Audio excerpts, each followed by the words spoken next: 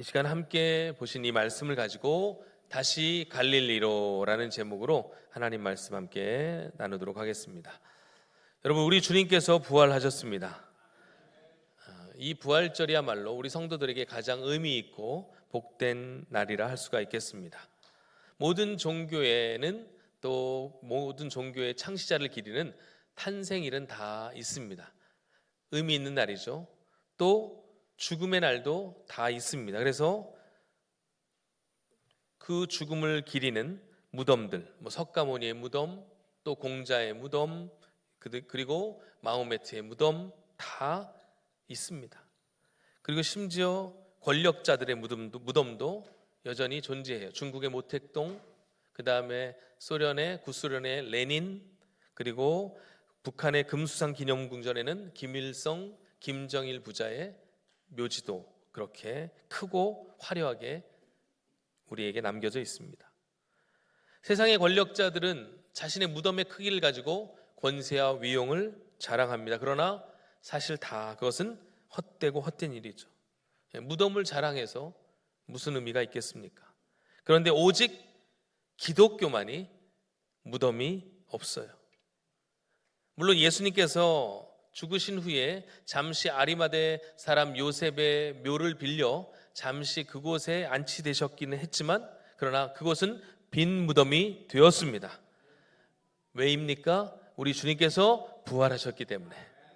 그래서 기독교는 부활의 종교요, 빈 무덤의 종교라 할 수가 있는 것이에요. 다른 권력자들은 어떻게 하면 시신이 썩지 않으니까 방부제 처리를 하여 그렇게 살아있을 동안의 모습과 비슷하게 재현을 해놓습니다. 왜냐하면 죽었기 때문에. 그러나 우리 주님은 그렇게 하실 일이 없으셨습니다. 새로운 몸으로 부활하셨습니다. 그리고 그 부활하신 우리 주님은 그 부활을 따르고 부활을 믿는 자들에게 부활의 첫 열매가 되셨다고 말씀하십니다. 그리고 이렇게 선포하십니다. 나는 부활이요 생명이니 나를 믿는 자는 죽어도 살겠고 무릇 살아서 나를 믿는 자는 영원히 죽지 아니하리니 이것을 내가 믿느냐라고 우리에게 말씀하십니다. 이 부활의 영광과 기쁨이 오늘 예배하는 모든 성도들, 또 우리의 가정과 우리 이웃을 넘어 세계 열방까지 이 복음의 이 기쁜 소식이 전파될 수 있기를 주님의 이름으로 축복합니다. 오늘 본문은 예수님께서 십자가에서 죽으신 후에 일어난 일입니다. 예수님께서 십자가에서 힘없이 그렇게 죽으셨다라는 슬픈 소식이 입과 입을 통하여 전달될 무렵이었습니다. 예수님을 사랑했던 세 여인들이 부활의 소식을 아직 접하지 못했기 때문에 예수님께서 죽으신 그 죽음을 기리기 위하여 향품을 가지고 안식 후 첫날 부활절 아침에 향품을 가지고 예수님께서 묻혀 계신 장사 되신 무덤으로 달려갑니다. 이 세 여인은 누구였습니까? 예수님께서 계시는 동안 예수님의 사랑을 받았던 여인들입니다.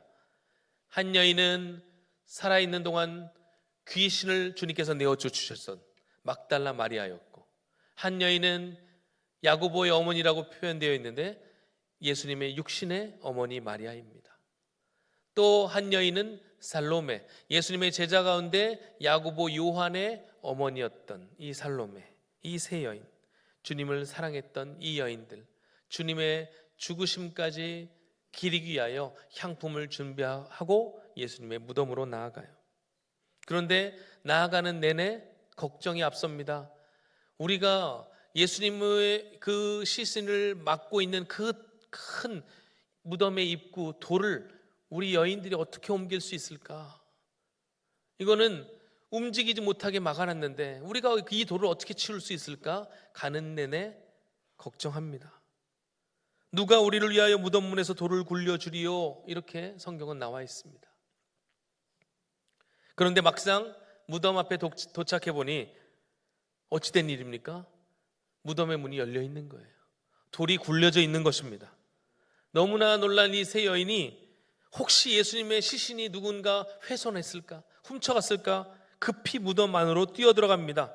아니나 다를까 무덤 안에는 있어야 할 예수님의 시신은 없고 한 흰옷 입은 청년이 그 위에 앉아 있었습니다. 마태복음은 그 흰옷 입은 청년을 일컬어 천사라고 그렇게 가리킵니다. 그 청년이 이렇게 이야기합니다. 우리 같이 말씀을 보며 6절 7절 함께 읽겠습니다. 청년이 이르되 놀라지 말라. 너희가 십자가에 못 박히신 나사렛 예수를 찾는구나. 그가 살아나셨고 여기 계시지 아니하니라. 보라, 그를 두었던 곳이니라.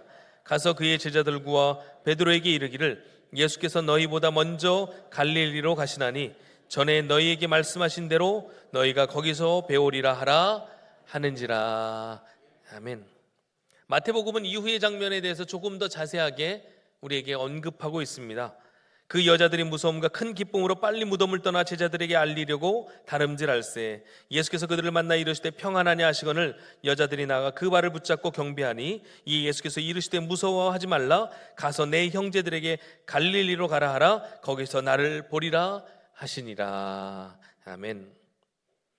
앞선 무덤 안에 있던 청년이 얘기했던 그 이야기와 지금 급히 제자들에게 향하는 도중에 부활하신 주님을 만나 주님께서 하신 얘기의 공통점은 무엇입니까? 바로 갈릴리로 가라는 거예요. 갈릴리로 가라. 그런데 이 말씀은 예수님께서 십자가에 달리시기 전에 이미 제자들에게 하셨던 말씀이었습니다. 마가복음 14장 28절에 내가 살아난 후에 너희보다 먼저 갈릴리로 가리라. 최후의 만찬 후에 겟세마네 동산으로 가시면서 하셨던 말씀이에요. 여기서 우리는 그러면 이렇게 질문을 던질 수가 있습니다. 왜 예수님은 제자들에게 갈릴리로 가라고 하셨는가? 왜 하필 갈릴리인가?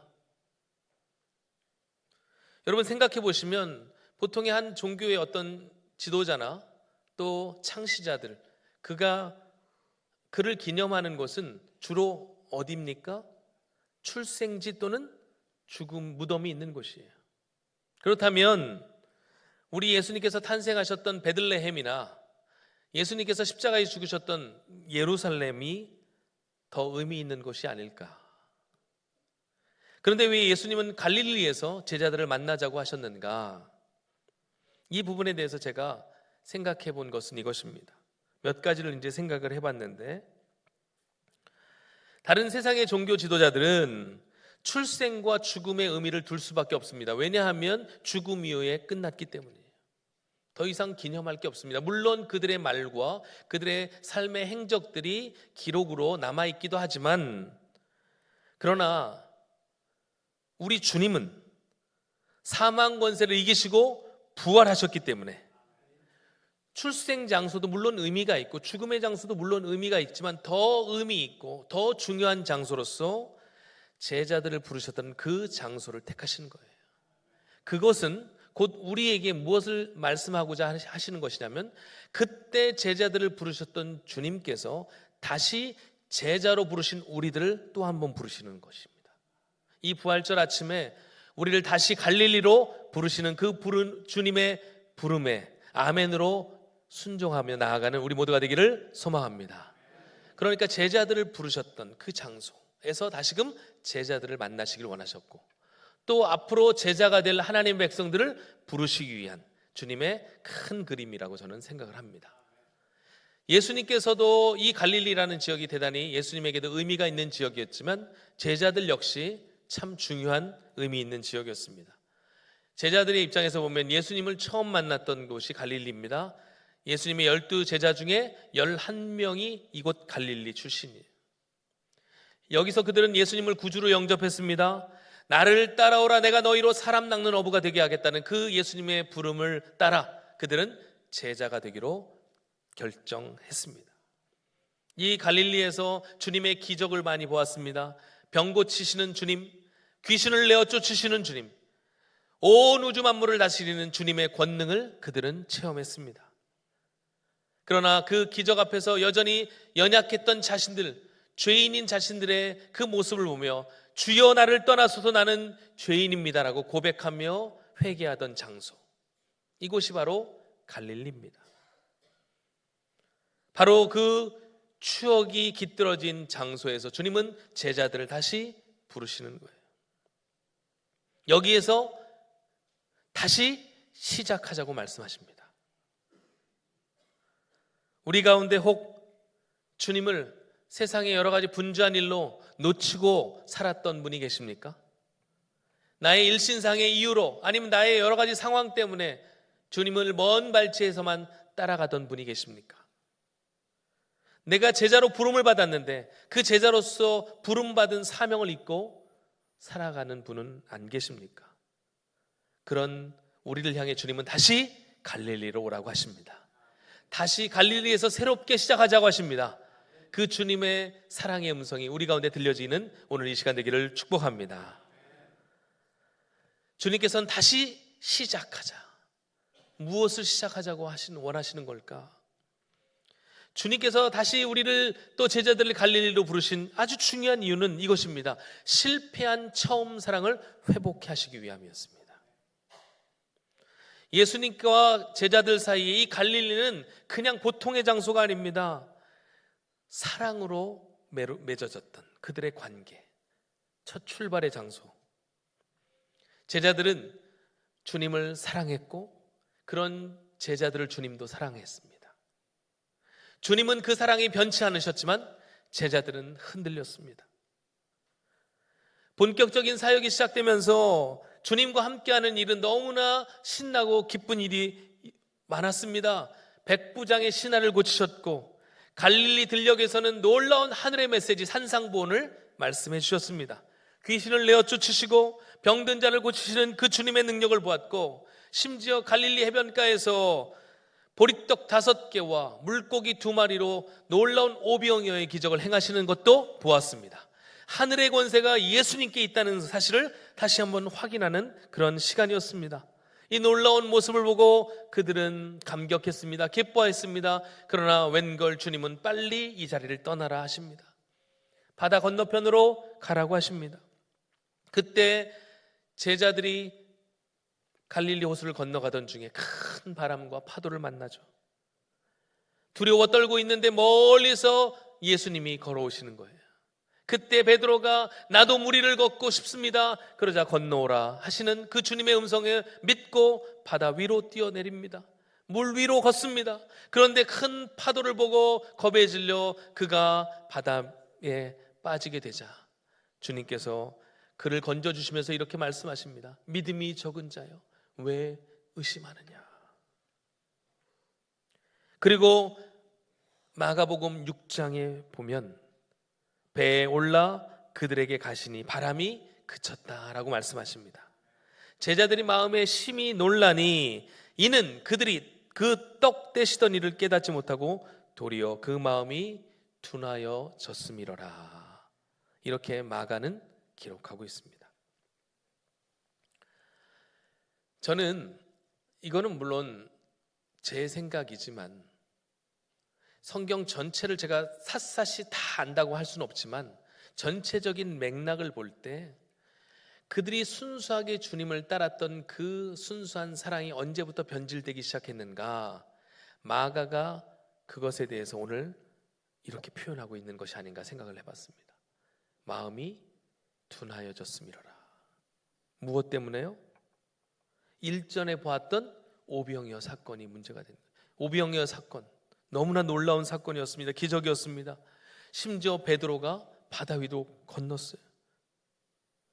이 놀라운 기적을 체험했던 그들이었지만 그들의 마음이 그로 인하여 둔하여졌다라고 성경은 표현합니다.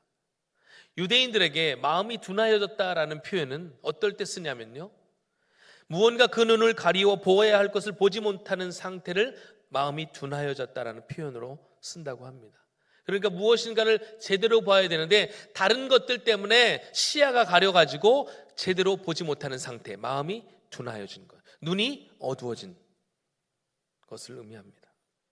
그러면 그들의 마음이 둔하여진 까닭은 무엇일까요? 그들의 눈이 무엇 때문에 보아야 할 것을 제대로 보지 못하게 된 것일까요? 요한복음 6장 12절을 보면 오병이어의 기적 후에 사람들이 그때부터 예수님의 그 놀라운 기적 앞에 많은 사람들이 예수님을 왕으로 임금으로 세우려고 애를 씁니다. 그 직후에 이 일이 발생했다는 것은 이것과 연관이 있다는 것이겠죠. 그러니까 여러분, 제자들의 눈을 가리고 마음을 둔하게 만든 것은 세상 사람들과 같은 마음, 즉 예수님이 이 세상의 왕이 되어서 세상을 다스릴 것이라는 생각 때문이었다는 거예요. 즉 이제 그들이 그 이후로 그들이 본 것은 뭐예요? 예수님의 십자가, 그리고 예수님의 그 부활의 영광, 예수님께서 이 땅에 오신 목적을 보아야 되는데 그냥 눈에 보여지는 그런 현상들, 예수님이 이런 일도 행하시는구나, 예수님이 이런 일도 행하시는구나, 예수님은 능력이 많으시구나, 그 능력 많음에 포커스를 두다 보니까 예수님이 왕이 돼서 이 땅을 다스리면 참 좋겠다. 더 나아가 그런 예수님이, 나랑 친했던, 나를 제자 삼아주셨던 예수님이 이 땅에 임금이 되시면 나도 한 자리 할 수 있겠네. 이런 세속적 욕망이 결부되기 시작하면서 그들의 마음이 둔하여지기 시작했다는 거예요. 이게 이제 문제가 되니까 8장, 마가복음 보세요. 6장에 이 일이 있었고 8장에 가면 베드로에게, 이제 제자들에게 예수님께서 처음으로 자신이 십자가를 지시고 사흘 만에 부활하실 것을 말씀하십니다. 그 일은 베드로의 신앙 고백을 들으신 직후였어요. 그러니까 이 정도 되면 내가 이 얘기를 해도 되겠구나, 예수님이 판단하시고 말씀하셨는데 베드로가 어떻게 이야기합니까? 예수님 안 됩니다. 그렇게 해서는 안 됩니다. 그렇게 강하게 거부를 하는 거예요. 그러자 예수님께서 뭐라고 하십니까? 사탄아, 내 뒤로 물러가라. 그러면서 하셨던 말씀이 저는 참 마음에 탁 와닿는 거예요. 네가 하나님의 일을 생각하지 않고 도리어 사람의 일을 생각하는지라. 그러니까 보세요, 하나님의 일을 생각하지 않는 마음이 어디서부터 비롯된 것인가? 네가 사람의 일을 생각하는구나. 아닙니다. 주님, 예수님은 그렇게 하시면 안 됩니다. 예수님은 우리 뜻대로, 우리가 원하는 대로, 사람들이 원하는 대로 그렇게 임금이 되셔서 이 땅을 다스리시고, 한 자리 저도 기억해 주십시오. 이 마음이 그들의 마음을 둔하게 만든 것입니다. 이렇게 둔해진 제자들이 결정적으로 자신의 본색을 감추고 있다고 언제 드러내는지 아세요? 예수님이 십자가에서 죽으시기에 마지막 예루살렘을 향하여 가실 때 사람들이 호산나 호산나 다윗의 자손 예수여라고 할 때 그 길을 걷던 야고보와 요한이 이런 부탁을 합니다. 주의 영광 가운데 하나는 우리를 우편에, 하나는 우리를 좌편에 앉게 해주세요. 예수님이 우리가 그토록 고대하던 임금이 되셔서 로마를 전복시키시고 이 땅을 통치하실 때 저의 수고와 헌신도 기억해 주세요. 저를 영의정 하면 요즘 사람들은 잘 모르나? 저를 총리로, 저를 장관으로 좀 만들어 주세요. 요즘 이제 곧 있으면 본격적인 선거철이 될 텐데 그렇게 열심히 옆에서 돕는 보좌관들이나 그렇게 지지자들은 결국 뭘 꿈꾸는 거예요? 순수하게? 저는 그렇게 순수하게 하는 분들은 우리처럼 그냥 투표해 주는 분들이나 순수하지, 직접 그 옆에서 일하는 분들은 그렇게 순수하다고 보지 않습니다. 왜냐하면 결국 그분이 승리하면 어떻게 돼요? 뭐라도 하나 떨어지잖아요. 콩고물이라도. 제가 너무 또 그렇게 얘기할 것까지는 아닌데, 지금 제자들이 이런 마음의 상태를 주님이 아시는 거예요. 그러니까 여러분 보세요, 마음이 둔해지니까 이런 세속적 욕망을 가지고 주님을 따라가는 거예요. 그러다가 자기가 원대로, 자기가 원하는 대로 주님이 가시지 않으니까 어떻게 하는 거예요? 십자가의 길을 가실 때 다 버리고 도망가는 거예요. 왜요? 내가 원했던 결과가 이게 아닌데, 나는 이런 일을 원치 않았는데 주님은 전혀 다른 길을 걸어가시는 거예요. 그래서 다 버리고 떠나가게 됩니다. 그 후 부활하신 주님이 디베레아 호수, 즉 갈릴리 호수에서 물고기를 잡고 있던 그들에게 나타나십니다. 배 오른편에 그물을 내렸더니 잡은 물고기가 심이 많다고 요한은 기록합니다. 그 많은 물고기를 실제로 또 숫자까지 기록해 줍니다. 153마리. 이때 제자들이 뭘 떠올렸을까요? 예수님께서 갈릴리에서 처음 자신들에게 나타나셔서 하셨던 말씀이 떠올랐을 것입니다. 갈릴리에서 여전히 고기 잡고 있던 그들을 향해 배 오른편으로 그물을 내려 고기를 잡으라. 깊은 데로 가서 그물을 내리라. 주님 마치 이 일을 통하여 똑같은 장면을 재현하시면서 이 일을 떠오르게 하셨을 것입니다. 베드로야, 이 갈릴리에서 우리가 처음 만났지? 이곳은 네가 나에게 사랑 고백을 했던 곳이고 내가 너를 제자 삼은 곳이다. 너 처음 날 따랐을 때 어떻게 했지? 곧 모든 것을 버려두고 나를 따랐지? 그리고 그 마음을 가지고 살아왔지? 그 흐트러졌던, 그 변질된 그 사랑이, 첫사랑이 다시 회복되기를 바란다. 그 마음으로 주님은 베드로에게 이렇게 물으십니다. 요한복음에 보면 네가 나를 사랑하느냐? 이 사람들보다 더 사랑하느냐? 결국 처음 사랑을 회복한 제자들은 오순절 이후 예수님께서 처음 부르신 부름처럼 사람을 낚는 어부가 되게 됩니다. 그리고 사도 요한 외에는 복음을 전하다가 다 순교를 하는 그 예수님의 사랑에 감격하여 그들도 주님 걸어가신 그 길을 똑같이 걸어가게 되는 거예요.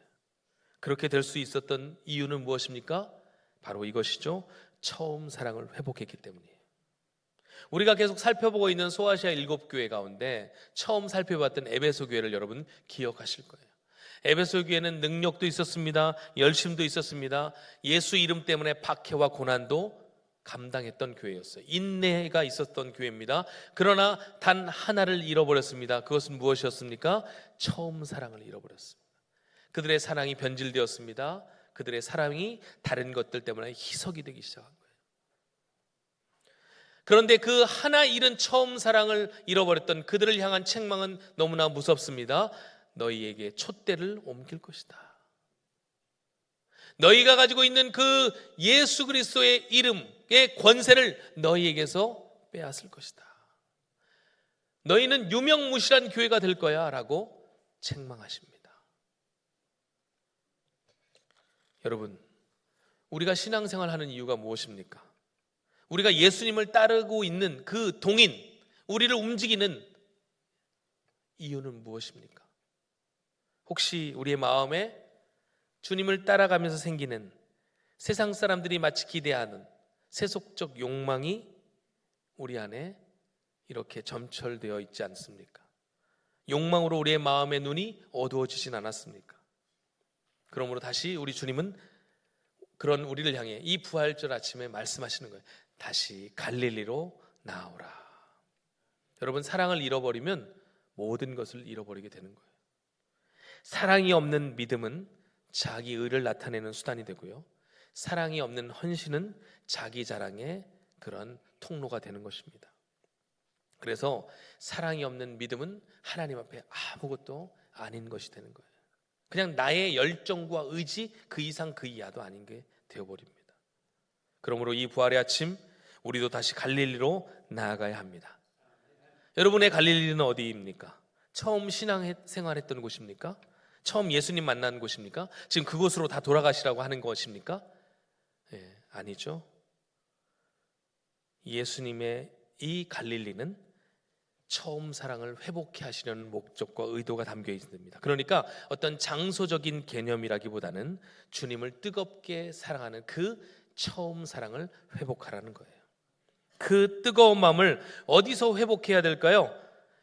여러분이 주님을 만나는 이곳에서, 여러분이 주님께 예배하는 이곳에서 그 사랑의 마음이 회복되어져야 할 줄 믿습니다. 여러분, 우리의 갈릴리는 그러므로 바로 이곳, 내가 신앙생활하는 이곳입니다. 여기서 우리는 예수님을 뜨겁게 사랑하던 그때 모습들이 날마다 드러나야 할 줄 믿습니다. 그렇지 않으면 우리 역시 제자들처럼 마음이 둔하여지고 그 둔하여진 마음에 세속적 욕심과 욕망이 자리 잡고 그 마음이 둔하여진 채로 아무리 많은 일을 한다 해도 그것은 나를 나타내는 일이고 내 자랑밖에 남지 않습니다. 그러므로 이 부활의 아침 주님 사랑이 회복되어질 수 있기를, 여러분 주님 사랑이 회복되어져야 성도 간의 사랑도 회복되어집니다. 그 은혜가 우리 모두에게 있기를 축복합니다. 또 하나 우리를 갈릴리로 부르신 중요한 목적은 바로 놓치고 있던 사명을 회복하라는 주님의 부르심입니다. 갈릴리에서 처음 부르심을 받았을 때 그들은 사람을 낚는 업으로 부르심을 받은 거예요. 그런데 그들이 사명을 잃자 다시 고기잡이로 돌아가는 거예요. 물론 생활의 수단은 필요합니다. 그러나 우선순위가 잘못됐다는 거예요. 그래서 갈릴리에서 만나자는 것은 다시 사명의 자리로 여러 가지 많은 환경과 상황과 정황 때문에 놓치고 있던 사명을 다시 붙잡으라는 말씀입니다. 우리는 하루하루 염려 때문에 또 여러 가지 상황 때문에 사명을 놓치고 살 때가 참 많이 있죠. 제자들은 죽음의 십자가 그 두려움 앞에 사명을 망각해버렸습니다. 그래서 예수님은 다시 그들을 갈릴리로 부르셨습니다. 그래서 베드로에게 내가 나를 사랑하느냐라고 물으신 직후에 베드로가 주님, 제가 주님 사랑하는 거 주님이 잘 아십니다. 대답을 확인하신 후에 뭐라고 말씀하십니까? 내 양을 먹이라, 내 양을 치라, 3번 말씀하시는 거예요. 이것이 우리 성도들의 삶의 이유와 목적이라는 사실을 우리는 한순간도 잊어서는 안 될 것입니다. 그렇기 때문에 이 부활의 이 아침, 이 부활절, 오늘 복된 주일, 다시 한번 우리가 잃어버린 사명을 되찾는 날이 되기를 간절히 축복합니다. 부활의 주님을 만나면 잃었던 비전과 사명을 되찾게 되는 거예요. 여러분, 사명이라는 말을 다른 말로 소명이라고 바꿔 쓸 수도 있습니다. 이 소명이라는 한자를 보시면 소자는 칼도변 밑에 입구자가 되어 있어요. 그러니까 소명이라는 말이 무엇인가 풀어보면 목에 칼이 들어와도 행하고 실천해야 할 일, 이게 소명이라는 거예요. 목숨 걸고 해야 할 일. 여러분, 무엇 때문에 우리가 목숨 걸고 있습니까? 우리의 먹고 사는 일 때문에? 아니면 내 이름과 명예를 위해? 필요합니다. 그러나 사도 바울처럼 주님의 나라와 주님의 영광을 위해 우리의 생명을 바칠 때 살고자 하는 자는 죽고 죽고자 하는 자는 살게 되는 그런 놀라운 은혜와 영광을 누리게 될 줄 믿습니다. 그러므로 여러분, 다시 시작합시다. 처음 사랑을 회복합시다. 우리에게 주신 사명을 다시금 기억하고 그 사명을 위해 달려갑시다. 그럴 때 우리 주님께서 우리를 높이시고 우리를 새롭게 하시고 우리를 영광 가운데 인도해 주실 줄 믿습니다. 그 은혜와 축복을 받아 누리시는 우리 모든 성도들 다 되시기를 주님의 이름으로 축복합니다. 아멘. 이 시간 우리 하나님의 독생자 예수 함께 찬양하고 기도하도록 하겠습니다.